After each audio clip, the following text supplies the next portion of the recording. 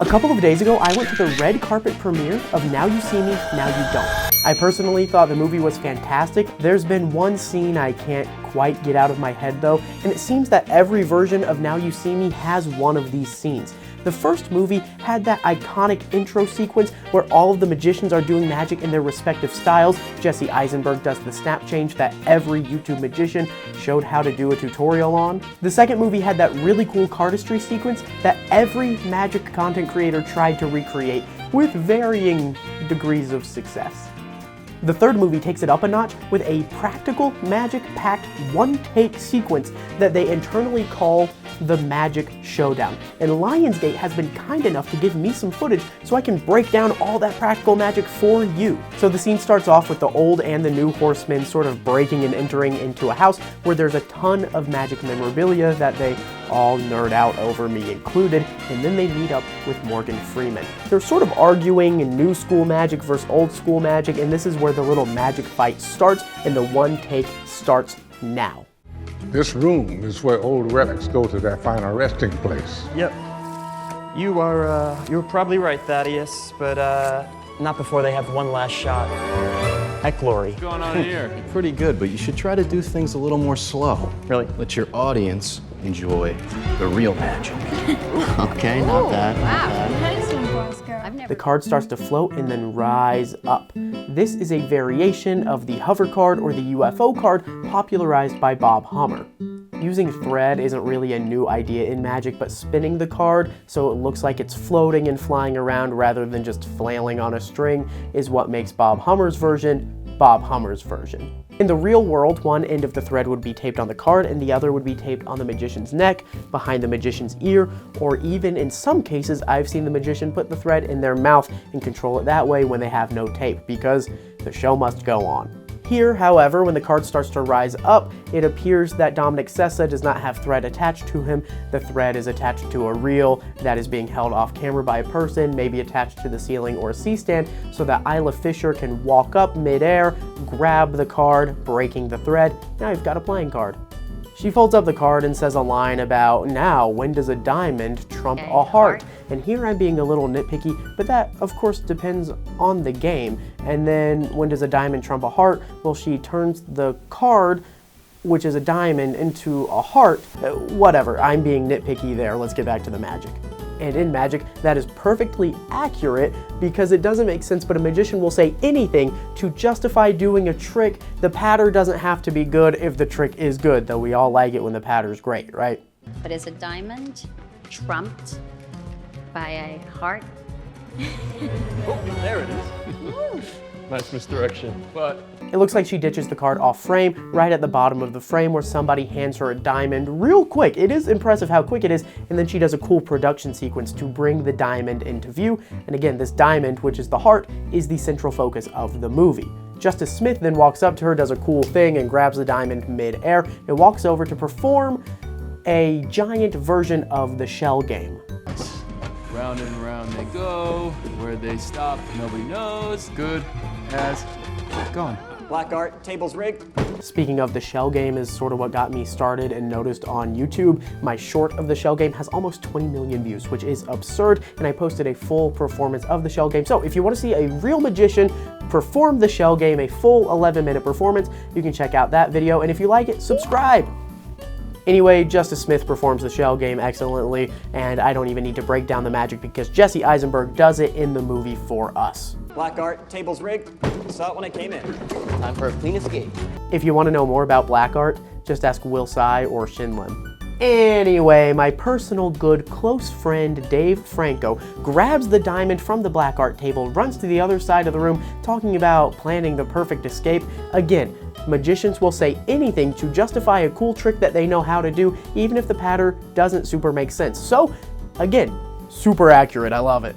The more attractive Franco brother then hops into this weird box that we magicians call a sub-trunk, disappears, and then reappears behind Woody Harrelson. The blocking and the camera movement is actually very impressive. This trick happens so quick. It happens really quick in real life, but I'm amazed that they were able to replicate it so well in between all this other magic that they have to do. They zoom in just enough and have Woody Harrelson stand at the exact right spot so that Dave Franco can get out of the box and reappear in this weird crouchy standing thing right behind Woody Harrelson until he pops into view almost like he materializes out of nowhere. It's pretty cool.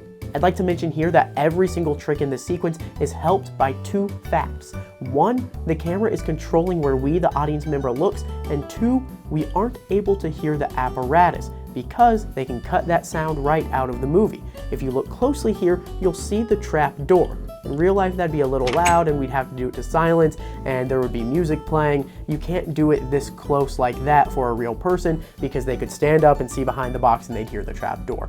But for a movie, this is actually really awesome. I'm loving it and I'm geeking out over all the magic that's happening so quickly.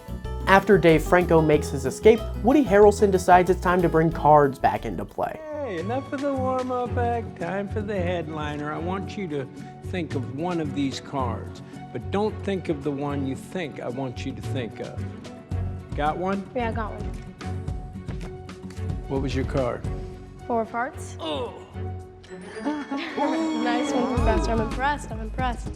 I really enjoyed his character in this movie because they dialed back his what were superpowers in the other movie way back this time, brought it more to reality. So he performs this version of ESP cards, and this is the trick that works for the audience. Not everybody though, but it'll work on enough people that when I saw it in theaters, there was a gasp in the auditorium with a bunch of people whispering, "That was my card." Even if there wasn't a psychological trick, it's 1 in 5, but that's not enough for magicians, so you know that we have to have it be not necessarily surefire, because if it fails, we can frame it as like this is a test magic trick to see if the real thing's gonna work. And if it didn't work, we'd be like, oh, that's okay. We've developed a connection. This next thing's gonna work. And if it does work, we can say, oh my gosh, that's great. We have this connection. Let's try something bigger. Sort of like if I ask you to choose a country in Europe that starts with the letter D, let's name an animal that starts with E, and then the color of that animal. Gray elephant in Denmark, is that right? It's sort of like a more advanced version of that trick. And if that worked, you have to subscribe. Hey, that whiskey's older than you. Sorry, boss. So sorry. Look, you guys, I'm not gonna lie. This has been really cool. Really cool. Go show 'em. But I think I just want to make it a little cooler. Come on now, yeah. There she goes. Snowstorm in China. Ariana Greenblatt, another one of the new horsemen, grabs the playing card from Woody Harrelson, soaks it in some whiskey, much to the chagrin of Morgan Freeman, and performs a perfect snowstorm routine. It's a little more snow than a snowstorm routine would actually make, but I can forgive that because she's actually performing it practically. Look when she grabs the card from Woody Harrelson. Well, look at her other hand. She's very clearly palming something, and that something is the packet of confetti that is used to make the snowstorm effect.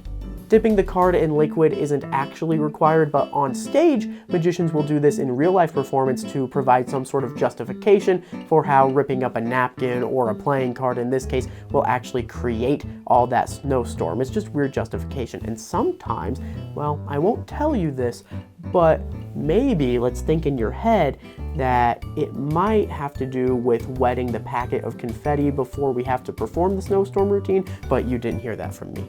In the movie, it does nothing, but it is a nice little nod to those real-life performances. The magic performance on this movie, Ben Seidman, was fantastic. When Ariana grabs the fan, she ditches those ripped-up pieces of playing cards behind her back and then brings the snowstorm packet up, opening her hand to let that confetti fly out.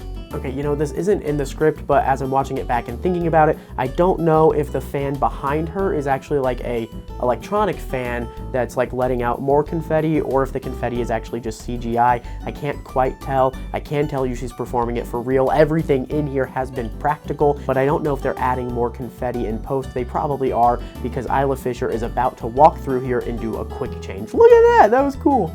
Of all the impractical magic effects to have set up and ready in this scene, the idea of walking around all day in a quick change outfit, like clothes made to do the quick change, is just so funny to me.